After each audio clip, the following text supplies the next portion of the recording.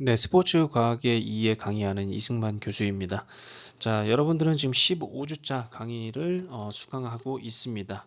자, 이번 주차가 마지막 주차인데요. 우리 전 주차인 그 6월 4일 날 기말 시험을 치렀고요. 이번 주차는 여러분들 그 스포츠 과학의 이해에 대한 내용을 제가 좀 정리를 해서 좀 온라인 수업을 진행한다고 사전에 안내를 했습니다. 자, 이번 강의는 6월 11일인 오늘부터 6월 17일, 18일 날 우리가 수업이 1시니까요. 오후 1시니까 오후 1시까지 12시 59분까지 수강을 하면은 출석으로 인정을 받을 수가 있겠습니다. 자, 기한을 놓치지 말고 반드시 기한 내 수강을 하길 바라겠습니다. 자, 이번 주자에 배워볼 내용은 사실 그 최근에 이제 그 뭐 여러 가지 과학 기술의 발달에 따라서 이런 스포츠계도 굉장히 다양하게 발전을 하고 있는데 그것과 관련된 내용을 한번 달아보려고 생각을 했습니다. 스포츠 과학의 이해라고 하는 과목이 사실 우리가 그 스포츠라는 것을 다양한 관점에서 그게 생리학적이든 역학적이든 사회학적이든 심리학적이든 교육학적이든 다양한 측면에서 바라볼 수 있는 그런 그 안목을 길러야 된다라는 것이 이 과목의 목적이다라고 제가 아마 첫 시간에 여러분들에게 설명을 했던 것 같습니다. 하지만 우리가 그 뭐 현실적으로 이런 자격증 시험을 준비를 하는데 시간을 이제 강의의 거의 대부분을 할애를 했죠. 그러면서 사실 제 스스로도 이게 맞는가라는 생각을 좀 많이 갖고 있었는데 어찌됐든 간에 여러분들이 그 자격증을 실질적으로 준비하는데 좀 도움이 됐으면 좋겠다는 생각으로 그렇게 진행을 했고요. 마지막 시간을 준비하는 데 있어서는 앞으로 그러니까 현재이죠. 현재부터 앞으로 다가올 미래까지 이런 그 4차 산업혁명 시대에 스포츠 이런 그 체육 이런 분야들이 어떻게 이제 발전해 나갈 것인가에 대한 이야기를 한번 다뤄보도록 하겠습니다. 그래서 4차 산업혁명과 체육교육 이제 제 전공이 체육교육이니까 이런 체육교육 쪽으로 좀 포커스를 맞춰가지고 여러분들과 함께 이야기를 해보도록 하겠습니다.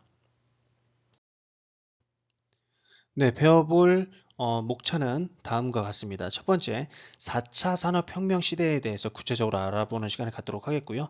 두 번째, 스포츠에 적용된 과학기술, 세 번째, 체육교육 분야에 적용된 과학기술, 그리고 마지막으로 결론, 이렇게 해가지고 크게 네 가지 부분으로 구분을 해서 살펴보도록 하겠습니다.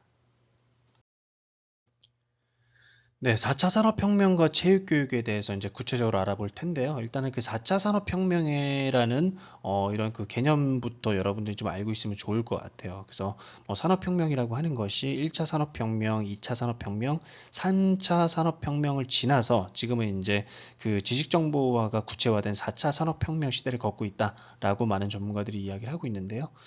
이런 그 4차 산업혁명은 기계학습과 이제 그 인공지능의 발달로 인해서 산업이 변화된다라는 것이 가장 핵심적인 이런 그 변화이다, 개념이다라고 이야기할 수 있겠습니다. 하지만 그 실체는 사실 뭐 여러 군데서 굉장히 다양하게 정의를 하고 있기 때문에 굉장히 명확하게 어디선가 정의된 부분은 없겠지만 최근에 우리가 뭐 배우고 있는 AI라든지 다양한 콘텐츠가 생성이 되고 또 더 나아가서는 이제 그 생성형 AI라고 할 수 있는 그 챗GPT죠. 챗GPT를 활용해서 무언가 새로운 어떤 그 지식의 체계를 만들어주는 관점에서 4차 산업혁명은 지금까지 우리가 살아온 세상과는 굉장히 다른 형태의 세상을 살아나갈 수 있을 것이다 라고 많은 전문가들이 이야기를 하고 있고요. 실제로 우리도 이 부분을 체감을 하고 있습니다. 그래서 여러분들 일단은 그 이번 강의에서는 4차 산업혁명, 현재 그 우리가 지식정보화 사회 속에서 살아나가는 데 있어서 이 4차 산업혁명이 갖는 의미라든지 이런 부분을 먼저 알아보고 그 다음에 스포츠 그리고 체육교육 분야에 접목을 시켜보도록 하겠습니다. 자, 우리가 수업 시간에 수없이 많이 얘기를 했던 부분인데요. 대상에 따른 체육의 구분은 일단은 우리가 그 전문 체육, 생활 체육, 학교 체육으로 구분을 할 수가 있겠습니다. 가장 여기서 얘기하는 이 대상에 따른 구분이라고 하는 것은 해당 분야에 누가 참여하느냐가 굉장히 중요한데요. 전문 체육 같은 경우에는 엘리트 운동 선수들이 참여를 하겠죠. 엘리트 체육 선수들이 참여를 하면서 이런 그 경기력 향상이라든지 어떤 뭐 구기선양 대상 이런 부분에 있어서 포커스를 맞춰가지고 참여하는 스포츠다라고 볼 수가 있겠습니다. 뭐 우리 학교로 예를 들면은 뭐 이제 그 개인 뭐 어떤 정구부가 있을 수가 있어요. 소프트 테니스 선수들인 정구부가 열심히 활동을 하고 있고요. 그리고 개인 자격으로 이제 개인적으로 이제 운동을 다양하게 병행을 하면서 학업을 이어나가는 선수들도 몇 명 있죠. 이제 우리 뭐 강의 대상에도 이제 포함되어 있는 것으로 알고 있는데요. 이런 것들이 바로 우리는 전문 체육이다라고 볼 수가 있겠습니다. 자, 반면에 생활체육은 이런 엘리트 체육이 아니라 이런 그 평상시에 운동을 재미로 하거나 뭐 그냥 남는 시간에 하거나 그냥 뭐 건강을 위해서 하거나 다양한 목적에 의해서 스포츠에 참여하는 체육에 참여하는 모든 사람들을 현재 이야기하는 그런 형태라고 볼 수가 있겠습니다. 그래서 남녀노소 구분하지 않고 누구나 즐겁게 참여할 수 있는 것을 바로 우리는 생활체육이다라고 이야기하고 있습니다. 자, 반면에 또한 그 학교 체육 같은 경우에는 초, 중, 고등학교 학생들 국가 수준의 교육 과정에 의거해서 초중 고등학교 학생들이 이런 정규 수업 시간에 참여를 한다든지 아니면은 학교에서 이루어지는 다양한 형태의 신체 활동에 참여하는 것을 우리는 학교 체육이다라고 이야기하고 있습니다. 자, 정리해 보자면은 대상에 따른 체육의 구분은 전문 체육과 생활 체육, 학교 체육으로 구분할 수가 있겠는데 전문 체육은 엘리트 선수들이, 학교 체육은 초중 고등학교 학생들이, 생활체육은 그 엘리트 선수들과 학생을 제외한 모든 사람들이 체육에 참여하는 것을 생활체육이라고 한다라고 이해하시면 좋을 것 같습니다. 자, 다음으로 이제 디지털 네이티브 스튜던트라는 표현을 여러분들 화면에서 볼 수가 있겠는데요. 요것은 이런 의미를 갖고 있습니다. 태어나면서부터 디지털 기기에 굉장히 익숙한 학생들을 우리는 디지털 네이티브 스튜던트라고 이야기를 하고 있습니다. 그래서 개인적으로 저 같은 경우에는 어릴 때 뭐 컴퓨터라든지 스마트폰은 물론이고 이런 것들이 제 생활 주변에는 거의 없었죠. 그렇기 때문에 이런 부분들이 뭐 대단하게 뭔가 그 내 생활에 영향을 미친다든지 그런 부분은 전혀 없습니다. 그렇기 때문에 뭐 이제 이런 그 뭐 디지털 기기를 활용하고 이런 데 있어서 지금 젊은 세대들보다 뭐 현실적으로 조금 더 이제 잘 적용을 못하는 것도 사실이기도 하겠죠. 그런데 여러분들은 해당이 되는지 모르겠어요. 여러분들이 아마 2002년생, 뭐 2001년생, 2003년생 막 이럴 것 같은데 현재 대학생들이 그때는 그래도 스마트폰은 없었던 것 같고요. 그때는 그래도 이제 컴퓨터나 이제 노트북이 조금 상용화되면서 많은 사람들이 좀 사용하던 시기이고, 여러분들이 초등학교에 진학을 하던 시기 때부터는 그래도 이런 스마트폰이 본격적으로 우리나라에서 활용이 되면서 그 시기를 2010년, 2011년 정도로 보고 있는데, 그렇게 되면서 스마트폰을 굉장히 많이 활용을 하던 초등학생 시절을 아마 보내지 않았을까. 그래서 여러분들도 어떻게 보면 디지털 네이티브 스튜던트에는 해당이 되지 않을 거예요. 하지만 여러분들보다 조금 더 어린 세대들, 한 5살, 6살 어린 세대들은 태어나면서부터 부모님 손에 있는 휴대폰을 보고 자란 그런 그 세대들이다라고 볼 수 있겠습니다. 자, 이런 표현을 보셨을 거예요. 19세기의 교실에서 20세기의 교사들이 21세기의 학생들을 가르친다라는 표현 한번 들어본 적이 있는지 모르겠는데요. 뭐 여러분들 초중고등학교 때 기억을 살펴보면은 여러분들은 21세기에 태어난 학생들임에도 불구하고 19세기 네모 반듯한 형태의 학교의 모습, 그리고 네모 반듯한 운동장, 그리고 네모 반듯한 교실에서 선생님이 앞에서 강의를 하고요. 수업을 진행을 하고 학생들은 쪼르르 앉아가지고 그 수업을 경청하면서 이제 공부를 했던 기억이 날 겁니다. 자, 이런 부분들을 우리는 그 19세기 교실에서 20세기 교사들이 21세기 학생들이 가르친다라고 표현을 하는데, 이런 부분들은 뭐예요? 계속적으로 그 국민들은 그리고 학생들 그리고 시민들이라고 좀 표현을 할게요. 시민들은 계속적으로 어떤 디지털 기기의 활용이라든지 이런 부분들이 계속 그 능력이 업그레이드 되고 있는데 근본적으로 뭐 어떤 교육기관이라든지 아니면 우리 사회생활을 하는 여러 가지 이제 일상생활 속에서 이런 그 디지털에 익숙한 세대들을 담아낼 수 있는 다양한 교육 방법이나 아니면은 사회에서 편리하게 활용할 수 있는 디바이스라든지 여러 가지 프로세스가 굉장히 잘 정리가 안 되어 있다라는 것을 표현한 그런 의미로 여러분들 이해하시면 좋을 것 같습니다. 자, 또한 4차 산업혁명 시대에 여러분들은 디지털 리터러시라고 하는 개념을 좀 명확하게 알고 있으면 좋을 것 같습니다. 자, 디지털 리터러시라고 하는 것은 미디어 교육학자인 루블라와 베일리가 이제 주장한 개념인데요. 디지털 기술을 사용할 줄 아는 능력과 언제 어떻게 사용할지를 아는 능력을 통틀어서 우리는 디지털 리터러시라고 이야기하고 있습니다. 미국 도서관 협회에서는 발견, 평가, 창조, 정보 소통을 위해 정보와 커뮤니케이션 기술을 이용하는 능력으로 인지적 능력과 기술적 능력을 요구한다라고 이야기하고 있습니다. 그래서 여러분들은 단순하게 내가 이 디지털 기기를 활용할 수 있다 없다의 개념이 아니라 디지털 기기와 그 안에 담긴 다양한 정보들을 활용하는 것을 자유자재로 활용을 할 수가 있고, 그리고 적재적소에 활용할 수 있는 것, 사용해야 될 때와 사용하지 않아야 될 때를 구분하는 것까지 모두 포함해서 디지털 리터러시라고 볼 수가 있겠고요. 여러분들이 이런 디지털 리터러시를 함양할 수 있도록 많은 노력을 해야 될 필요성이 있겠습니다. 더 나아가서 체육 분야, 스포츠 분야에 이런 디지털 리터러시를 접목시키는 것도 여러분들의 전문성 그리고 여러분들의 역량을 강화시키는 아주 중요한 방법이라고 볼 수 있겠습니다. 자, 4차 산업혁명은 세계 경제 포럼의 창시자인 크라우드 슈바프가 2015년에 처음으로 주장한 개념으로 등장하였습니다. 자, 국내에서는 관련 번역 도서가 간간히 들어오는 정도였으나 2017년부터 19대 대선을 앞두고 여러 대선 주자들이 4차 산업혁명을 강조하면서 인지도가 크게 오르게 되었습니다. 4차 산업혁명은 정보통신 기술의 융합으로 이루어지는 차세대 혁명으로서 초연결, 초지능, 초융합으로 대표됩니다. 이는 엘빈 토플러가 제시한 제3의 물결에서 지식 정보를 더욱더 강조하고 있습니다. 이를 통해 스포츠 분야, 체육교육 분야에서도 다양한 과학기술이 반영된 수업이라든지 다양한 그 과학기술이 반영된 현상들, 그런 콘텐츠들이 나타나는 것이 최근의 추세이다라고 볼 수가 있겠습니다. 자, 이러한 4차 산업혁명은 앞으로 다가올 미래 사회의 사람들의 생활 양식을 다양하게 변화시킬 것으로 예상됩니다. 학교 교육 역시 다양한 형태의 학교 교육에서도 지식 정보 관련 교육이 도입되고 있으며 앞으로 더욱 가속화될 것으로 예상됩니다. 또한 발달하는 과학기술로 인해 개발되는 뉴미디어는 체육교육에도 다양한 영향을 미칠 것으로 예상이 되고 체육교육뿐만 아니라 스포츠 현장에서 굉장히 다양하게 영향을 미칠 것으로 예상이 됩니다.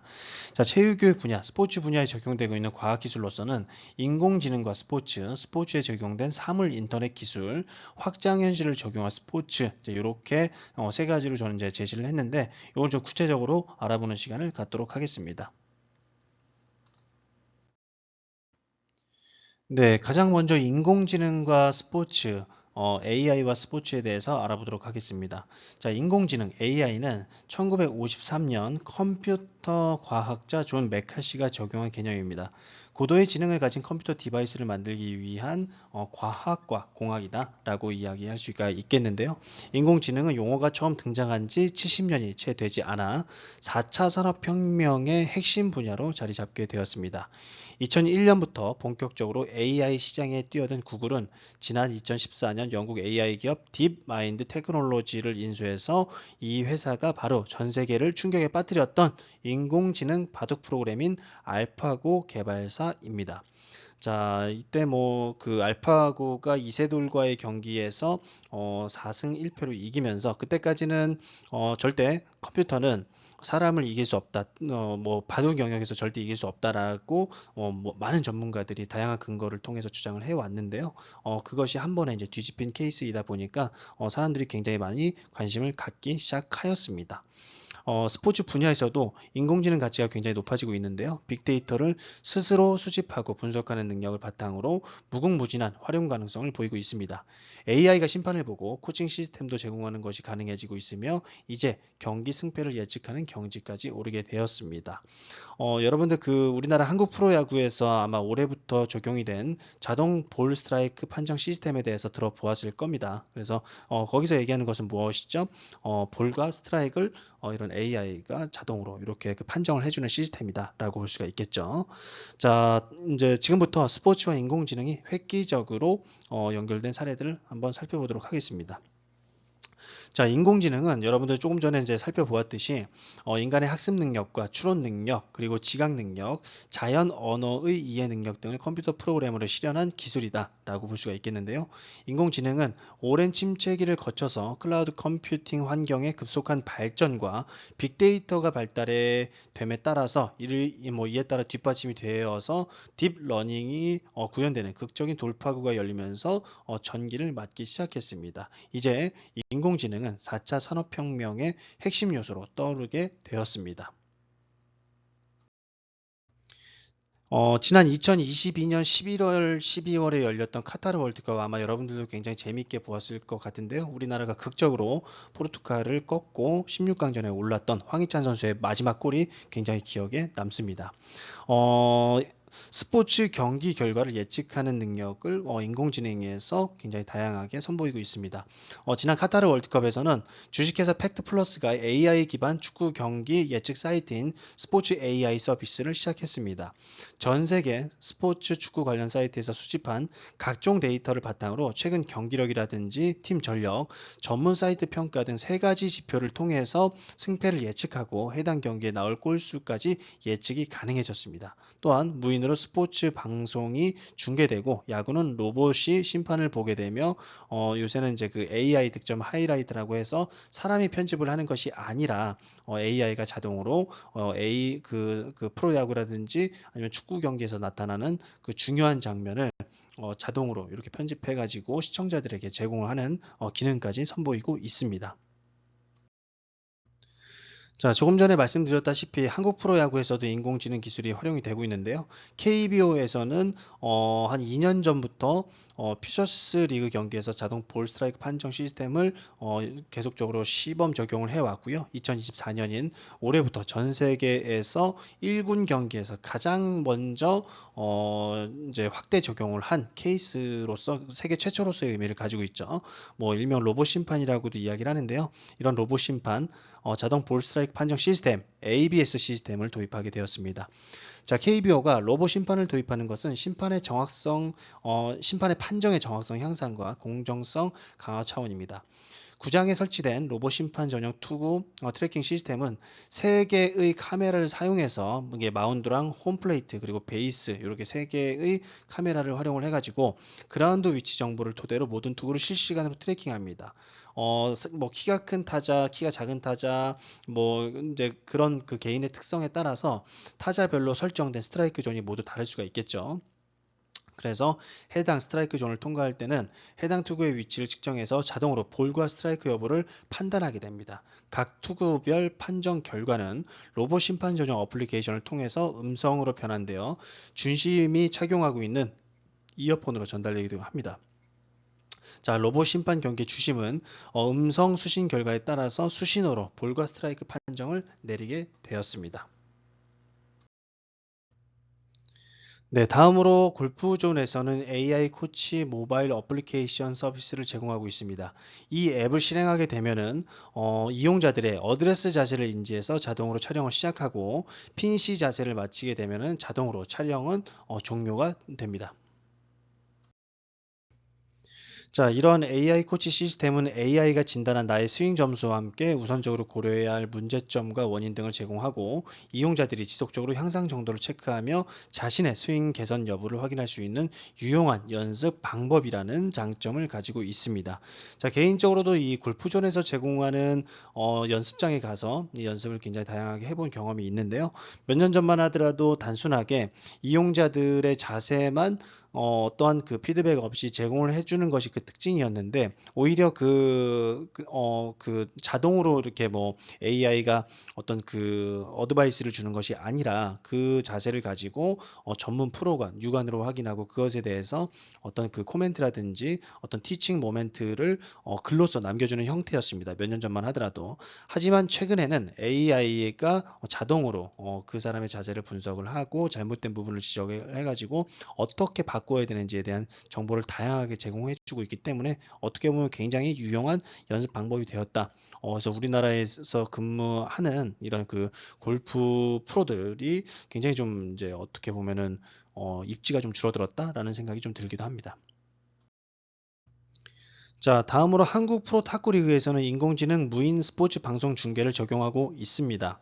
KT가 AI 방송 중계 솔루션 전문 회사인 픽셀스코프와 함께 추진하는 무인 스포츠 방송 중계 솔루션은 5G로 연결된 카메라와 장비를 AI가 자동으로 제어해서 최적의 중계 화면을 송출할 수 있는 것이 그 특징입니다.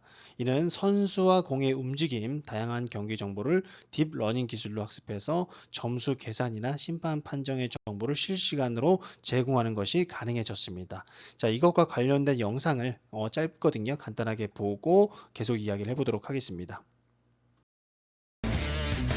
한층 진화한 인공지능 AI가 스포츠 중계를 알아서 척척하는 단계까지 왔습니다. 모레 개막하는 한국 프로 탁구 리그에 적용돼 기대를 모으고 있는데요. AI 앵커가 전해드립니다. 김주하 AI 앵커입니다. 국내 탁구 중계 화면입니다. 일반 및 초고속 촬영의 화면 구성과 리플레이까지 이 모든 걸 AI가 한다는 게 믿어지시나요? 쉽게 말해 카메라맨과 PD 역할을 AI가 다 한다는 얘기입니다. 원리는 이렇습니다. 탁구대 주변 다양한 각도에 설치된 고정 카메라 17대가 촬영한 영상을 그동안 중계를 학습한 AI가 최적의 영상을 골라내 화면을 구성하는 방식뿐만 아니라 AI는 한 세트가 끝나면 중계 해설진이 경기를 분석할 수 있도록 다양한 자료까지 화면에 띄워줍니다. 기존 중계의 중계차를 포함해 30여 명의 인력을 필요로 했다면 이젠 설치놓고 나면 운영하는데 딱 한 명밖에 필요 없습니다. 새로 출범하는 한국 프로탁구 리그에 이 AI 중계 기술이 적용돼 222경기, 전 경기가 생중계될 예정입니다. 자, 영상에서 김주하 아나운서의 AI 음성을 들으니까 굉장히 좀 신기하다라는 생각이 들었습니다. 자, 다음으로는 사물 인터넷의 스포츠 적용에 대해서 알아보도록 하겠습니다. 사물 인터넷은 인터넷을 기반으로 모든 사물을 연결해서 정보를 상호 소통하는 지능형 기술 및 서비스를 의미합니다. 일상생활 속에서 인터넷을 여러 용도로 사용하고 있는 세상 속에서 집에 있지는 않지만 스마트폰을 통해서 가스 밸브를 잠그고 조명을 끌 수도 있고요. 외출 중이지만 현관문이 열릴 경우에는 스마트폰으로 알 수가 있습니다. 이런 상황들 모두 실생활에서 활용되고 있는 사물 인터넷 IoT의 대표적인 사례들이라고 볼 수가 있겠습니다. 이러한 사물 인터넷은 스포츠팀의 경기력 향상을 위해서 IoT와 관중의 편의를 위한 IoT, 생활체육인들의 실력 향상을 위한 IoT로 구분해서 스포츠에 적용할 수가 있겠습니다. 자, 가장 먼저 IoT는 스포츠팀의 경기력 향상에 활용되기도 합니다. 지난 2014년 브라질 월드컵에서는 독일 대표팀이 우승하는데 SAP사의 매치 인사이트가 큰 힘이 되었습니다. 매치 인사이트는 센서를 이용해서 선수 개개인을 분석하는 프로그램으로서 선수들의 장비에 센서를 부착하면 훈련장에 설치되어 있는 안테나를 통해 체력 상태라든지 운동 반경, 패스 정확도 등의 정보를 수집할 수가 있습니다. 코치들은 더 이상 직관이 아니라 데이터를 기반으로 선수들을 평가하고 훈련 계획을 세울 수가 있겠습니다. 이런 IoT 제품은 스포츠팀의 경기력을 향상시키는 데 매우 큰 도움을 주고 있습니다. 자, 지난 2022년 카타르 월드컵 조금 전에도 얘기했었는데요. 그 경기에서도 마찬가지로 우리나라 국가대표팀의 경기력 향상을 위해서 IoT 기술이 굉장히 다양하게 활용이 되었습니다. 이는 바로 전자성능 추적 시스템 EPTS라고 하는 장치인데요. 스포츠 브라처럼 우리 그 황희찬 선수가 포르투갈과의 경기에서 종료 직전에 극적인 역전골을 넣고 나서 세레모니를 할 때 상의를 벗고 나서 세레모니를 했었죠. 그때 나왔던 스포츠 브라처럼 생긴 검은 속옷 은 EPTS 고정 역할을 하기도 합니다. EPTS를 통해서 선수가 움직인 모든 정보가 코치진에게 30초 만에 전달이 되는데요. 거기에서 수집하는 다양한 정보들은 한 명당 양 400가지 정도가 나타나는데 그 중에서도 예를 들면 심박수와 같은 신체 정보라든지 이동 경로와 분당 뛴 거리, 평균 속도와 최고 속도, 그리고 순간적으로 달려나간 속도, 스프린트 뭐 이런 것들이 다양한 정보들이 객관적인 데이터화돼서 코치진들 전문 분석원들에게 전달이 되어서 그 선수들의 컨디션이라든지 아니면 그 선수들의 경기력과 같은 다양한 면모들을 확인할 수 있다는 가장 큰 장점이 있겠습니다. 자, 다음으로 관중의 편의를 위한 IoT 기술입니다. IoT는 관중의 편의를 위해 활용되기도 합니다. 한국 프로야구 KT 위즈라는 팀이 있습니다. 수원을 연고로 하고 있는데요. 팬들을 위해서 위잽이라고 하는 모바일 어플리케이션을 제공하고 있습니다. 위잽에서는 여러 가지 기능이 있는데요. 첫 번째 스마트 발권 기능을 가지고 있고, 자, 이 기능은 위잽을 이용해서 티켓을 발권할 경우에 NFC 태깅을 통해서 빠르게 입장을 할 수가 있겠습니다. 두 번째는 스마트 오더로서 음식을 주문할 경우 직접 자리까지 배달해주는 서비스이고요. 세 번째는 NFC 팬페이지입니다. KT 위즈 유니폼과 모자에는 특정 선수의 팬페이지와 연결되는 NFC 태그가 부착되어 있어가지고 선수와 그 팬들 간의 소통이 조금 더 원활해질 수 있는 다양한 방법을 활용하고 있습니다. 자, 다음으로 생활체육인들의 실력 향상을 위한 IoT 기술에 대해서 이야기를 해보도록 하겠습니다. 자, IoT는 생활체육인들의 실력 향상을 위해서 활용될 수가 있겠는데요. 지금까지 계속 살펴보았던 골프존에서는 IoT를 이용한 스윙 분석기 스윙톡을 출시했습니다. 제품을 클럽 하단에 부착하고 스윙을 하게 되면은 궤도를 측정해서 스윙 분석을 하게 됩니다. 템포나 클럽 스피드, 샤프트의 움직임, 스윙 궤적 등의 분석 정보들은 스마트폰을 통해서 제공이 되는데요. 이 정보들은 모두 클라우드에 저장이 돼서 자신의 스윙이 어떻게 변화되어 가는지를 확인하고 IoT 제품들은 그 골프와 인터넷을 연결해서 이러한 생활체육인들에게는 기존에 경험할 수 없었던 새로운 재미와 가치를 전해주고 있습니다. 네, 다음으로 확장현실을 적용한 스포츠에 대해서 알아보도록 하겠습니다. 3차원 가상세계를 의미하는 메타버스의 핵심 요소인 XR은 가상현실, 증강현실, 혼합현실 기술을 총칭하는 용어입니다. 자, XR은 미래 사회에 많은 변화를 가져올 것으로 기대가 되는데요. XR에 해당되는 기술과 이를 스포츠에 적용할 수 있는 가능성을 살펴보도록 하겠습니다. 가장 먼저 그 VR 같은 경우에는 컴퓨터로 생성된 가상 세계에서 실제 삶을 경험할 수 있도록 해주는 최첨단 기술을 VR이라고 이야기를 하고 있고요. AR 같은 경우에는 현실과 가상이 합쳐진 형태인 현실의 이미지나 배경에 3차원 가상 이미지를 겹쳐서 하나의 영상으로 보여지는 기술을 의미합니다. 또한 MR 같은 경우는 현실과 가상이 합쳐진 형태로서 현실 세계의 가상현실이 접목되어 현실의 물리적 객체와 가상 객체가 상호작용할 수 있는 환경을 만들어준다라고 이야기할 수 있겠습니다. 네, 다음으로 체육교육 분야에 적용된 과학기술에 대해서 알아보도록 하겠습니다. 자, 체육교육 분야에서는 초연결, 초지능, 초실감이라고 하는 세 가지 기술 유형으로 제시가 되어 있는데요. 이제 많은 연구에서 기술 유형으로 구분을 하고 있고요. 핵심 기술로서는 초연결에서는 사물 인터넷, IoT 기술에 대한 이야기를 하고 있고요. 교육적 효용성으로서는 공유나 상호작용과 관련된 교육적 효용성을 갖고 있다라고 많은 전문가들이 이야기하고 있습니다.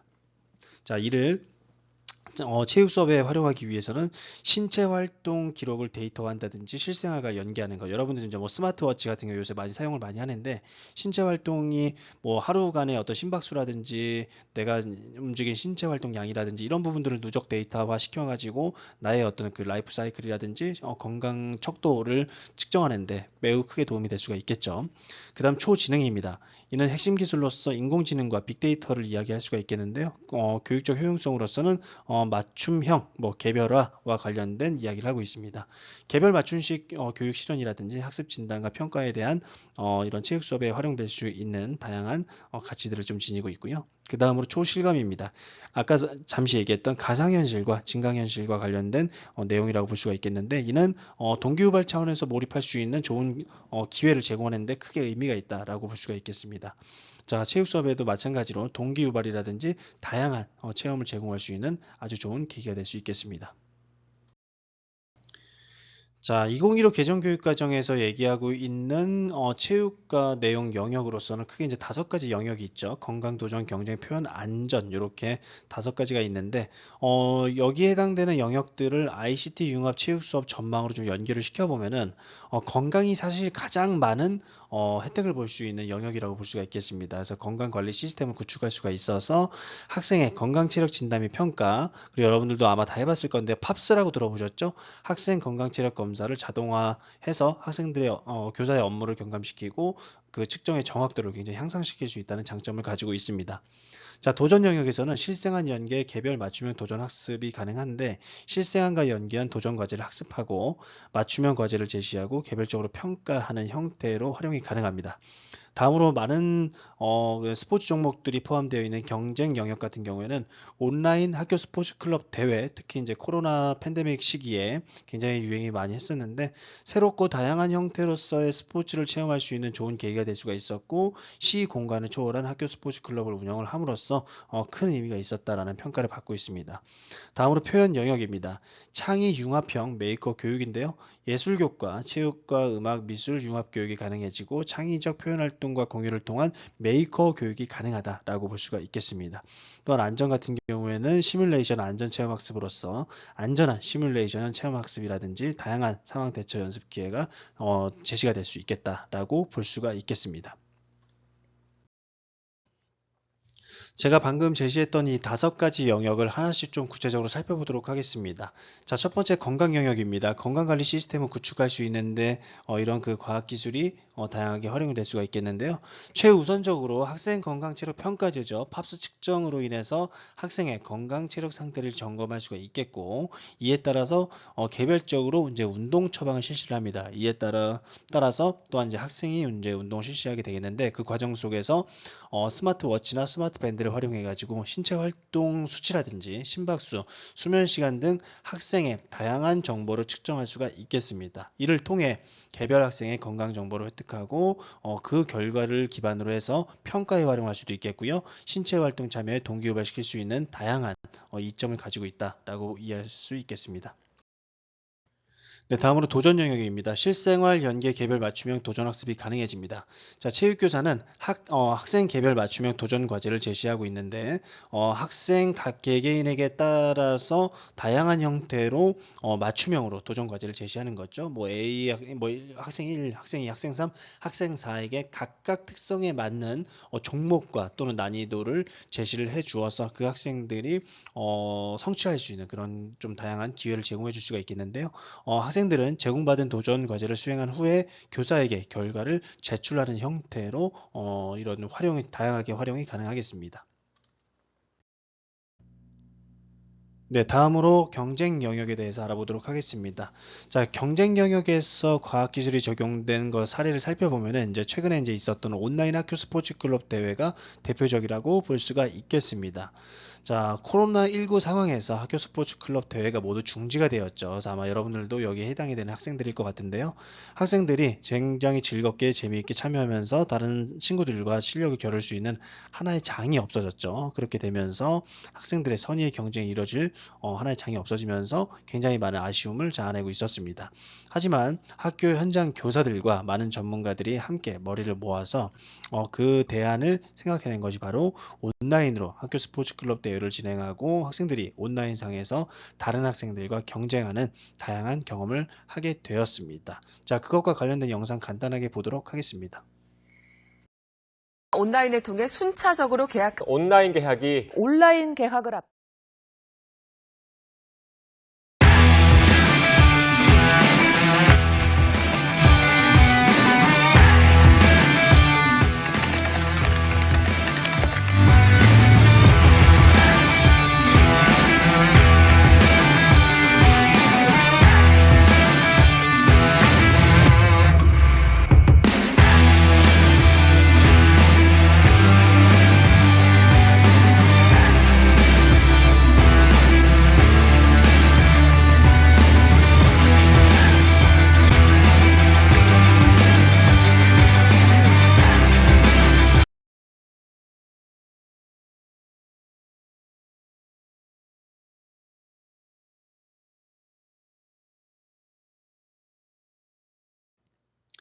자, 다음으로 표현 영역입니다. 창의 융합형 메이커 교육이라고 하는 개념으로 이런 그 과학 기술을 체육 교육에 적용할 수가 있겠는데요.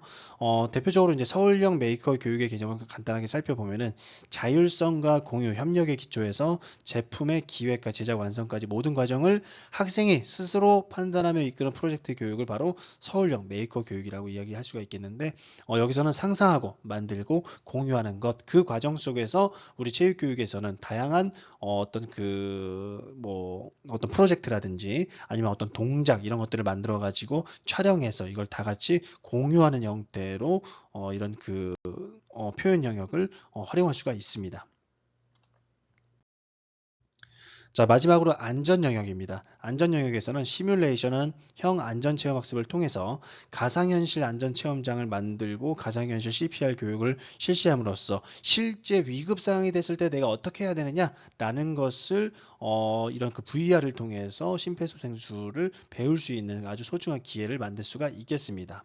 자, 여기 이제 여기 보면은 이제 가상현실 속으로 들어가는 학습자는 AI 강사와 눈을 마주치면서 심폐소생술을 배울 수가 있게 되겠고요. 실습 중에 집중하지 않거나 가이드라인을 지키지 않으면은 AI 강사가 바로 피드백을 전달하게 되는 최근에 굉장히 발전된 형태로서의 이런 교육이 이루어지고 있다라고 볼 수가 있겠습니다.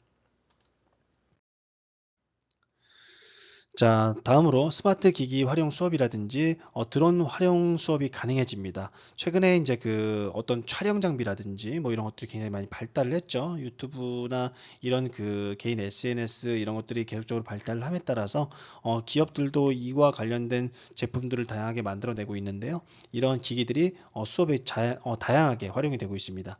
스마트폰 등 영상 촬영 장비를 활용해서 자신의 신체 활동 동작을 촬영하고 객관적으로 확인할 수 있으며 이를 통해서 피드백 정보를 획득할 수가 있겠습니다. 또한 드론 활용 수업에서는 우리가 운동장에서 이런 드론을 띄워 가지고 운동장에서 움직이는 여러 학생들, 뭐 선수로서 뛰는 학생들이겠죠. 그 선수들의 움직임이라든지 이런 부분들을 통해서 경기 중에 전략과 전술 지도의 활용이 가능해집니다. 또한 지도자가 자신의 수업에 대한 정보를 제공받으면서 자신의 수업을 계속적으로 이렇게 발전시켜 나갈 수 있는 하나의 좋은 방법이 될 수가 있겠습니다. 또한 확장현실을 적용한 체육 수업 사례를 다음으로 이제 살펴볼 텐데요. 천안 오성초등학교에서 실시하고 있는 가상현실 체험장 수업 사례를 간단하게 영상으로 보고 이야기를 해보도록 하겠습니다.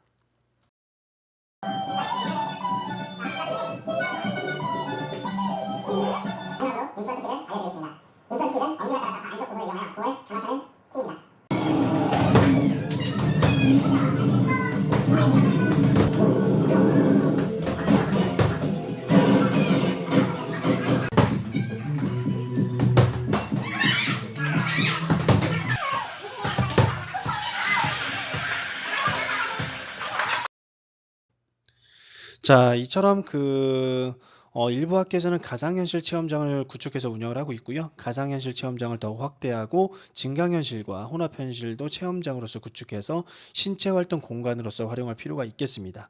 학생들에게 운동이 어렵고 힘든 것이 아니라 즐겁고 재밌다는 인식을 심어줄 수 있다는 것이 굉장히 중요한 가치이다라고 볼 수가 있겠습니다.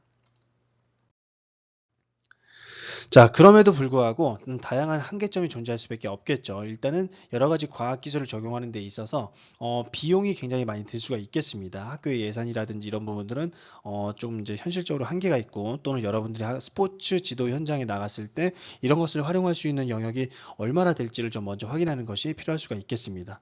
다음으로 기술적 한계입니다. 우리는 과학기술 전문가가 아니죠. 이런 기술을 만들어내는 사람이 아니고 이미 만들어져 있는 것을 활용하는 사람이기 때문에 그것을 활용하는 기술적인 능력들도 굉장히 필요합니다. 또한 현재 개발되어 있는 기술로서는 내가 지금 생각하는 어떤 수업 환경이라든지 스포츠 지도 환경을 구현해내지 못한다, 담아내지 못한다라는 어떤 한계점도 다양하게 존재할 수가 있겠습니다.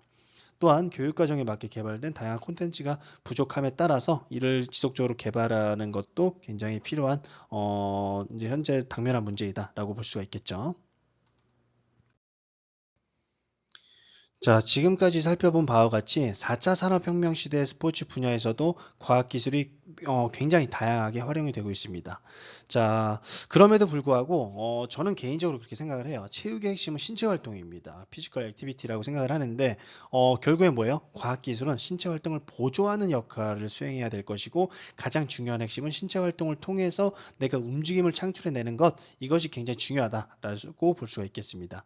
그리고 학습자들이 즐겁게 신체활동에 참여할 수 있도록 다양한 과학기술을 활용하는 것이 필요하겠고 이제 앞으로는 아마도 이제 그 4차 산업혁명을 통해서 이런 그 관련된 과학기술이 굉장히 많이 발달하고 다양한 장비들도 계속 시중에 나올 것 같은데요. 이러한 발전된 과학기술을 적극적으로 체육교육 분야, 스포츠 지도 분야에 적용하는 것도 굉장히 중요한 핵심적인 가치이다라고 보고 있습니다.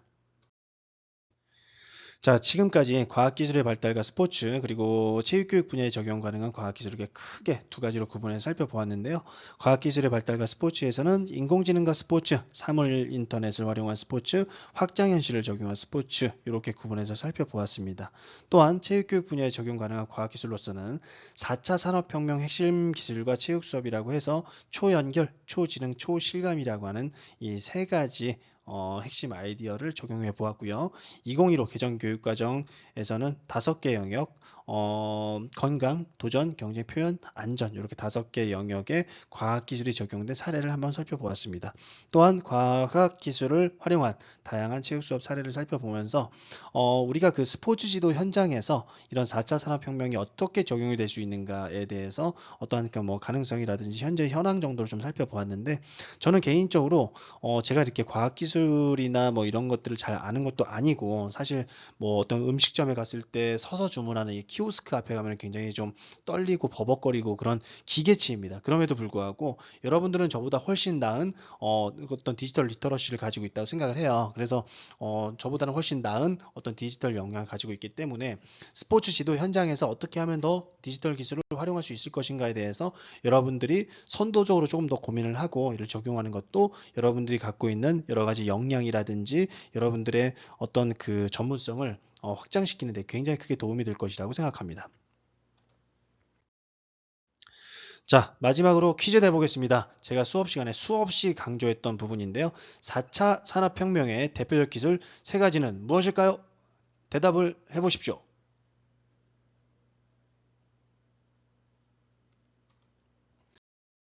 네, 정답은 바로 인공지능과 사물 인터넷 그리고 확장현실 이렇게 3가지다 라고 제가 말씀을 드렸습니다. 자, 오늘 이론 강의에서 활용한 참고 자료는 화면에 보시는 바와 같습니다. 자, 여러분들 그 스포츠 과학의 이해라고 하는 과목을 저도 처음 담당을 해봤고요. 여러분들도 아마 처음 들었을 것 같은데 뭐 사실 처음에는 스포츠 과학의 이해라고 해서 우리가 이제 스포츠 과학과이기 때문에 스포츠를 다양한 관점에서 바라보는 생리학적 관점, 역학적 관점, 심리학적 관점, 사회학적 관점, 교육학적 관점, 철학적 관점 다양한 형태로 바라보는 그런 그 각각의 관점들에 대해서 좀 이제 한 학기 동안 좀 살펴보고자 했는데 학과에서 이제 어떻게 보면 좀 더 실질적으로 아이들에게 도움을 줄 수 있는 그런 수업을 저에게 요청을 해왔습니다. 그래서 이런 그 자격증 시험과 관련돼서 좀 포커스를 맞췄는데 개인적으로는 글쎄요, 아직은 잘 모르겠습니다. 이 방향이 맞는 건지, 뭐 실질적으로 도움을 주는 것이 맞는 건지, 아니면은 조금 더 이제 대학교 강의이기 때문에 실제 어떤 학문적 정체성에 대해서 여러분들과 이야기를 나누는 것이 맞는지에 대한 고민은 제가 한 학기 동안 계속 끊임없이 해왔습니다. 하지만 결과적으로 이렇게 좀 진행이 됐고요. 여러분들이 모쪼록 한 학기 강의를 통해서 조금이라도 여러분들이 그 스포츠 관련 전문가로서 역량을 조금 더 함양시키고 향상시킬 수 있는 좋은 기회가 됐으면 좋겠습니다. 그러면 여러분들 그 한 학기 동안 고생 많았고요. 여름방학 건강하게 잘 보내시고 2학기 때 더 건강한 얼굴로 뵙도록 하겠습니다. 수고하셨습니다.